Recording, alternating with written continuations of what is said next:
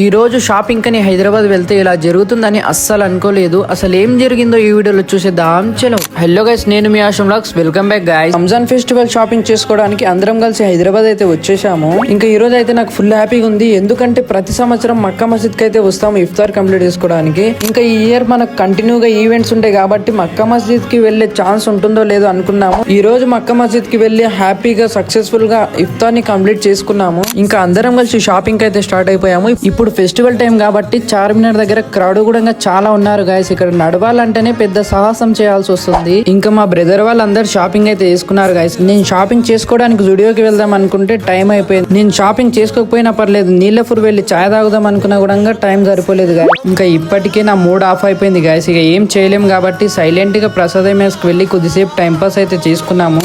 ఇంకా అందరం కలిసి ఫుడ్ అయితే కంప్లీట్ చేసుకున్నాము. అసలు నిద్రపోకుండా మార్నింగ్ 4 నుండి 5:30 వరకు అయితే ఈ వ్లాగ్ ని ఎడిట్ చేశాను. నచ్చితే మాత్రం లైక్ చేసి ఫాలో చేయడం మాత్రం మర్చిపోకండి.